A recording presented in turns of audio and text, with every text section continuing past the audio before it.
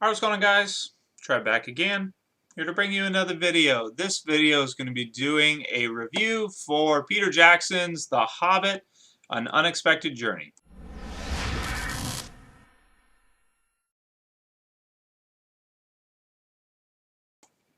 Alright, so yes, I did finally get a chance to see The Hobbit. It's been doing really well in theaters, pretty much being each weekend the most viewed movie. I think it's done about $500 million right now in terms of ticket sales and everything. So it's more than doubled its investment back already.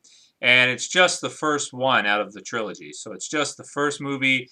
And if you guys watched my review of the Hobbit trailer a while ago, I was kind of like a lot of people really confused about, him breaking it up, Peter Jackson breaking up the story of The Hobbit into 3 whole movies.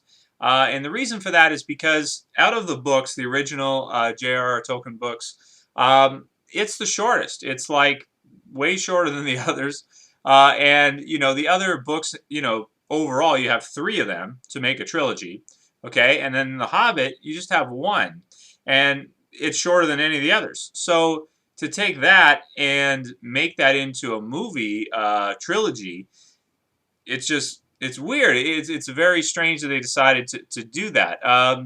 However, after seeing the movie, now I won't go into spoilers in this because a lot of people may have not seen it yet. But overall, I still kind of feel strange about it. I don't know how I feel about it even to this point because it does seem like a cash grab that they're separating it up into a trilogy, but each one is almost 3 hours, or like 2.5, 2 hours and 50 minutes, this kind of stuff. So whenever you have a movie that's that long, that's 2.5 hours, 2 hours and 50 minutes, that kind of stuff, I feel like I'm getting my money's worth at least to go see it, for the most part. I mean, you have a lot of movies these days that are around an hour to an hour and a half long just by themselves.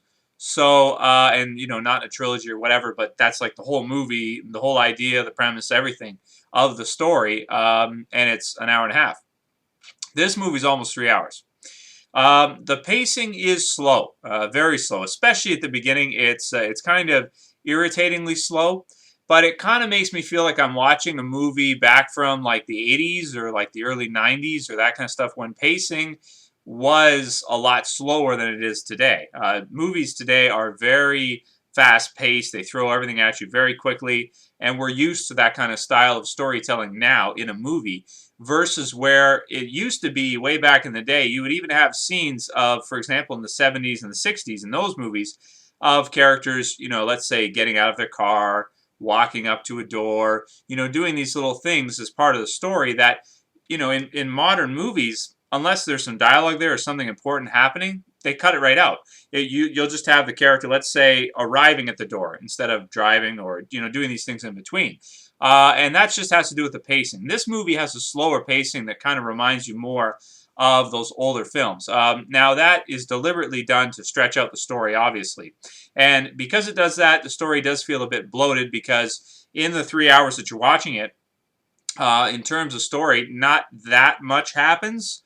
Not enough to justify 3 hours. Not like where in the Lord of the Rings movies you had, 3 hours, but it was like very dense and there was a lot of, cutting back and forth between storylines and a lot of things happen in each one.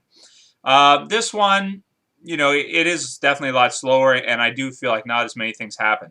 And a lot of people are comparing The Hobbit to The Lord of the Rings, and I don't know if that's fair because the story that they're both based off of from the get-go, The Hobbit is a very simplistic story, whereas the Lord of the Rings trilogy and each book individually is a lot more complicated, a lot more intricate. You have a lot more characters involved, a lot more plots and storylines and different things happening at the same time, all intertwining to create a huge storyline that is one of the most epic in film history, the trilogy, of course.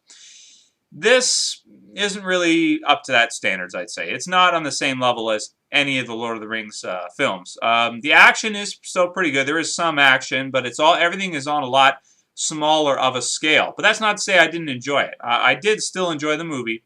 If I had to give it a rating out of 10, I'd probably give it a 7 because I think it is good, but it's closer to being average than it is to being great, average being 6.5. So it is pretty close to average, but it is still a little bit better. The reason why I would knock it up a little bit is because the visuals are amazing, really, really amazing, stunning. We have seen a lot of things like it before, though, with the Lord of the Rings. But if you want to compare it, instead of comparing the Hobbit all the time to the Lord of the Rings, compare it to a lot of other movies, in sort of that fantasy type genre, or anything. It just visually looks amazing. So that's one of the things. The environments are still amazing. The visuals are awesome. We get to spend a lot more time with Gandalf, who I think is the coolest wizard ever in any story, be it Lord of the Rings or any other fantasy story. So, that's cool too, getting to see that.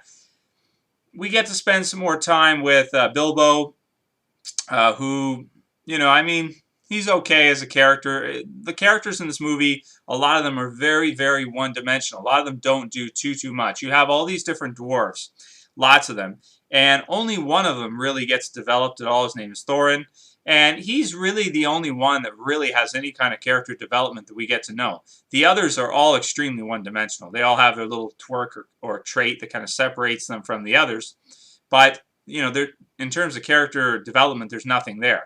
Whereas in Lord of the Rings, you had, a lot of different characters that were very unique and did have their own personalities and, did sort of have some development as the series went through. This doesn't really have that. The dwarves are very, very one-dimensional. So there's that. The adventure part of it and the different encounters that they encounter along the path of the storyline of The Hobbit is pretty good. I like the additions. They have added in quite a few things that weren't originally in The Hobbit that make it feel more like a prequel to Lord of the Rings. The Hobbit, originally, the story, it is, still kind of a prequel, sort of, but I think it was written first, I'm pretty sure. So you can't really call it that. But it didn't really directly tie into Lord of the Rings that much. They're doing a lot of things with the story and adapting it so that it feels like it fits into it a lot more. You see a lot of scenes that sort of would lead you into the events that are going to happen in Lord of the Rings later on, and a lot of it just almost feels like an advertisement and makes you want to watch Lord of the Rings again, which it successfully kind of does. Kind of give us an intro into some of the evil characters. Don't want to spoil anything, but that and Gandalf, a lot more time with him, so you want to watch more of that. So it just really, kind of pumps up Lord of the Rings for you to kind of just be excited to watch it. Now, in terms of where it ends off, because they're breaking it into the trilogy, The Hobbit, actually, there was an animated movie done. I think it was in the late 70s or early 80s, which was actually pretty good. You can actually watch it if you look online hard enough. And it covers the entire book, and it's actually pretty damn good, and it's pretty fun. This actually only goes to maybe, I don't know, like a quarter, like a third of the way, I guess, or half of the way, and then they're going to finish the rest of the storyline with Smaug the Dragon later on. So I mean, okay, if it's 2 hours and 15 minutes, and it does feel slow at parts, but a lot of the things that they've added in are okay. Some of them are kind of interesting, kind of fun, and kind of exciting. So that's why I give it a pretty good score, but not a great one. A lot of the elements that are added in are not fantastic. They're not as good or on the same level as Lord of the Rings, because it's everything is small time compared to that. There's no huge wars or anything like that. Small battles and stuff, but nothing in terms of huge war.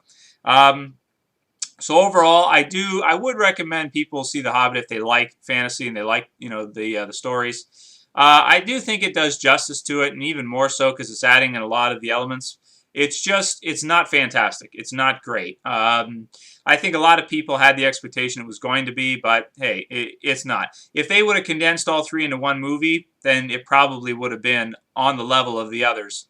Probably even being better than maybe the first two. Not as good as Return of the King, but maybe even better than Two Towers and Fellowship of the Ring. So that could have been the case, but it wouldn't have made nearly as much money. Even if it was the best movie, even if it was better than any of the others, it would have made a lot of money by itself, but that's just one movie. If they can break it up into three, and this one does $500 million, maybe by the end it does, let's say, $0.75 billion. The other two on top of that could do maybe $500 million too, and there you go. Overall, you have another huge, cash flow there for WB Warner Brothers. I don't hate them for doing that because they're not producing crap. It's still pretty good stuff. So even though I would have rather had seen them do a Hobbit, all of them in one movie, it is kind of fun to do it this way because then we get to look forward to the next two also. And I will definitely see the second one and the third one because I do enjoy them. I just recognize they're not as good as Lord of the Rings. All there is to it. So I hope you guys enjoyed that spoiler-free, in-depth review of my thoughts of The Hobbit, the trilogy, the first movie, An Unexpected Journey, and everything I pretty much have to say about it. Let me know what you guys think about it. If you've seen it already, try to keep the comments spoiler-free, although I guess there's no big character deaths or anything, really, so it's not that big of a deal. But yeah, that's all I got to say. That's it for this video, guys. I'll see you for the next one. This is Trev, saying peace.